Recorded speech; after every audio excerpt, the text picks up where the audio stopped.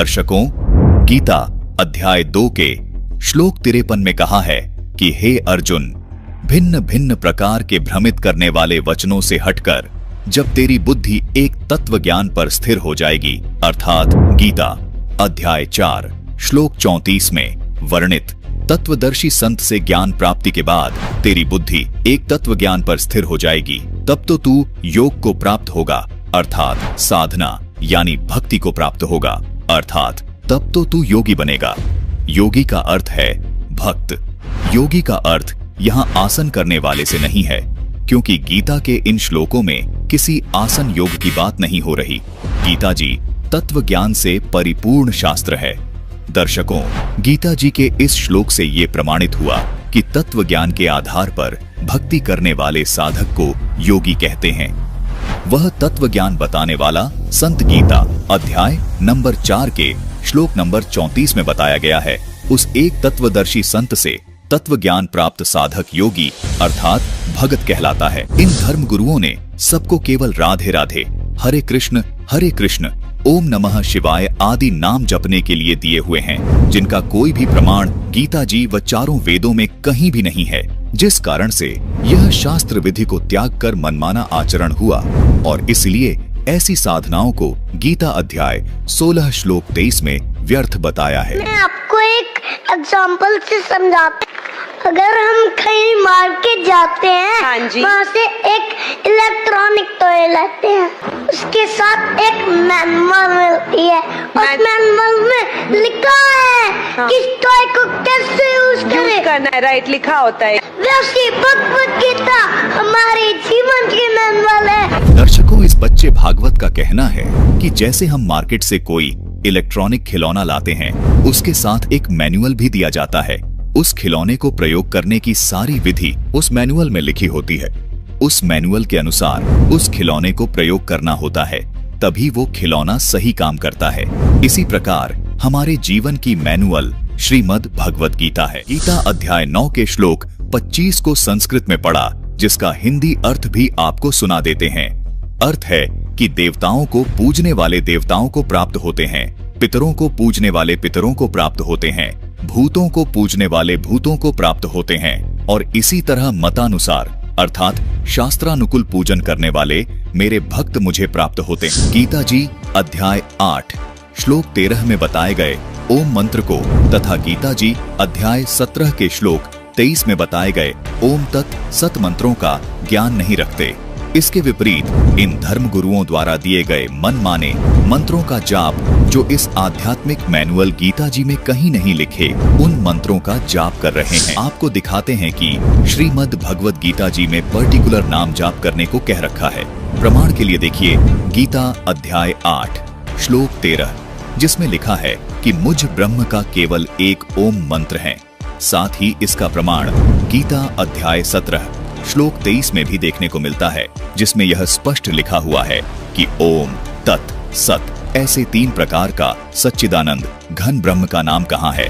अर्थात इस श्लोक में ओम नाम का जाप क्षर पुरुष का जाप है, तत् अक्षर पुरुष तथा सत परम अक्षर पुरुष का जाप कहाँ है। दर्शकों, गीता अध्याय 8 श्लोक 13 में भी यही प्रमाण है।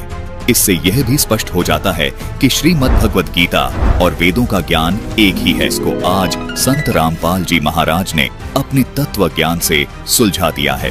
प्रत्येक भक्त व प्रभु प्रेमी आत्मा को संत रामपाल जी महाराज के तत्व ज्ञान को सुनकर उनसे शास्त्र अनुकूल साधना प्राप्त करनी चाहिए। दर्शकों, आइए अब आपको एक ऐसे बच्चे की वीडियो दिखाते हैं जो कि संत रामपाल जी महाराज जी से दीक्षित है। नमस्कार जी। सत्साहेब जी। हार्दिक जी, आप हमारे दर्शकों को बताएं, प्रेमानंद जी महाराज जो भक्ति करते हैं, राधा नाम का जाप करते हैं और अपने भक्तों को भी राधा नाम जाप करने के लिए देते हैं, क्या ये हमारे वेद और शास्त्रों के अंदर गीता जी कहीं प्रमाण करती है इसका? देखिएगा, जो प्रेमानंद जी हैं वो अपने भक्तों को और खुद राधा नाम का जाप करने के लिए देते हैं, वो गलत है। वेदों के अंदर, शास्त्रों के अंदर, गीता के अंदर राधे नाम का जाप कहीं भी जिक्र नहीं है राधे नाम। और जो फिर गीता जी ने ये बताया है कि ओम इति एकाक्षरम ब्रह्म विवरण मामम समरण, ये प्रयाति तजमदेन से याति प्रमाण गति, यानी कि ब्रह्म का केवल एक ओम मंत्र है। तो दर्शकों, देखा आपने, ये फर्क है आध्यात्मिक मैनुअल को केवल रटने में और उसके अनुसार अनुसरण करने में। गीता जी में ओम नाम का जाप करने को कहा गया है, न कि राधे राधे, हरे राम हरे कृष्ण आदि नामों का। दर्शकों, संत रामपाल जी महाराज के अनुयायी इस आध्यात्मिक मैनुअल श्रीमद् भगवत गीता जी के अनुसार अपने इस आध्यात्मिक जीवन रूपी खिलौने को चला रहे हैं। आध्यात्मिक मैनुअल गीता जी के अध्याय 16 के श्लोक 24 में लिखा है कि कर्तव्य अर्थात कौन सी साधना करनी चाहिए और अकर्तव्य अर्थात कौन सी साधना नहीं करनी चाहिए, इसके लिए शास्त्र ही प्रमाण है। और इन शास्त्रों में छिपे गूढ़ रहस्यों को समझने के लिए आध्यात्मिक मैनुअल गीता जी के अध्याय के श्लोक 34 के अनुसार तत्वदर्शी संत की खोज करनी चाहिए। दर्शकों, वो तत्वदर्शी संत केवल संत रामपाल जी महाराज हैं, जो इन शास्त्रों में छिपे गूढ़ रहस्यों को पूरी जनता को रूबरू कर रहे हैं। दर्शकों, संत रामपाल जी महाराज द्वारा बताई गई आदि सनातनी भक्ति विधि की जानकारी सूक्ष्म वेद में अर्थात तत्व ज्ञान में बताई गई है। उस तत्व ज्ञान को वर्तमान समय में संत रामपाल जी महाराज के अतिरिक्त पूरे विश्व में कोई नहीं जानता। इसी कारण से हमारे पूर्वजों को भूत व पितृ बनकर इतना बड़ा खामियाजा भोगना पड़ा। आप सब शिक्षित हैं, अगर आप अब भी लकीर के फकीर बने रहे तो फिर शिक्षा प्राप्त करने का क्या लाभ हुआ। तत्व ज्ञान संत रामपाल जी महाराज सर्व पवित्र शास्त्रों से प्रमाणित करके दिखा रहे हैं। आप सभी को उस तत्व ज्ञान को गहराई से समझकर व संत रामपाल जी महाराज से नाम दीक्षा लेकर अपना तथा अपने पूर्वजों का जो भूत व पितृ योनि में कष्ट उठा रहे हैं, उन सब का उद्धार करा लेना चाहिए। संत रामपाल जी महाराज द्वारा बताई गई तत्व ज्ञान के आधार पर आदि सनातनी भक्ति करें तथा अपना व अपने परिवार का मोक्ष करवाएं। पूर्ण परमात्मा परम अक्षर ब्रह्म समय समय पर पृथ्वी पर सह शरीर प्रकट होकर उस सूक्ष्म वेद के ज्ञान को प्रकट करते हैं।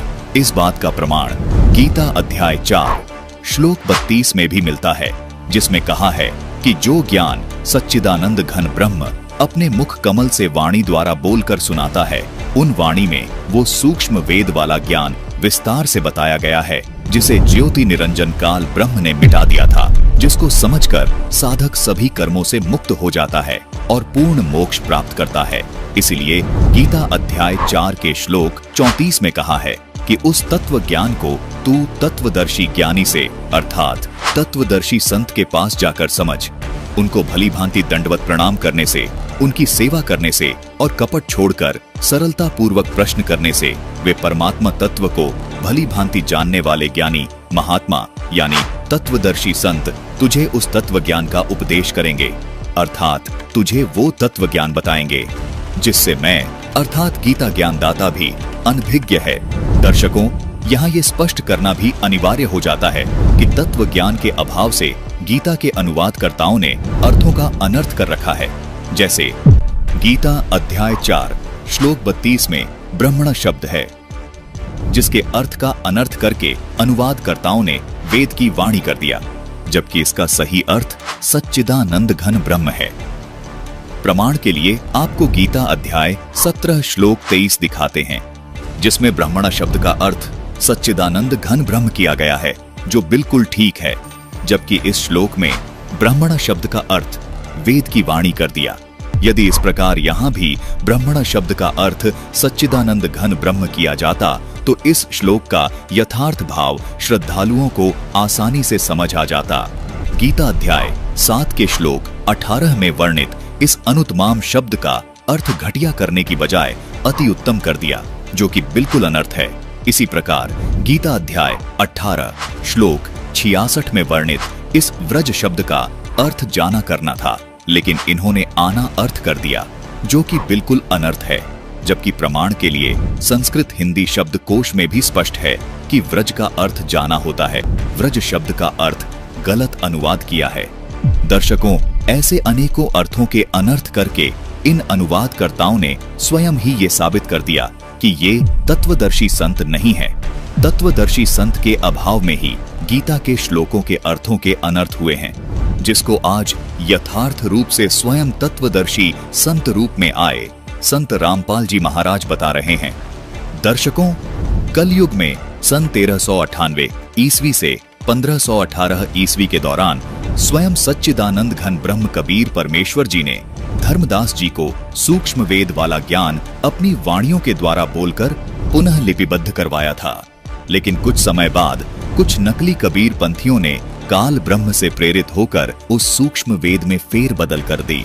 इसलिए सच्चिदानंद घन ब्रह्म कबीर परमेश्वर जी ने सन 1727 ईस्वी में सह शरीर प्रकट होकर संत गरीबदास जी महाराज को ये सूक्ष्म वेद का ज्ञान प्रदान किया, जो आज वर्तमान में संत रामपाल जी महाराज के पास बिना किसी फेरबदल के शुद्धतम रूप में ज्यों का त्यों उपलब्ध है, जिसको अमर ग्रंथ अर्थात सूक्ष्म वेद के नाम से जाना जाता है। गरीबदास जी महाराज को कबीर परमात्मा ने दिव्य दृष्टि देकर सूक्ष्म वेद यानी अमर ग्रंथ विक्रमी संवत 1787 सन 1730 में लिखवाया था। कबीर परमात्मा ने स्वयं इस दिव्य ज्ञान को कबीर सागर में लिपिबद्ध करवाया, क्योंकि सूक्ष्म वेद में लिखी सब बातें इसलिए भी प्रमाणित हैं क्योंकि यह सब प्रमाणित ग्रंथों से मेल खाती है। दर्शकों, इस अमर ग्रंथ अर्थात सूक्ष्म वेद को बिना किसी फेरबदल के शुद्धतम रूप में होने के पीछे एक बहुत ही रोचक कथा है।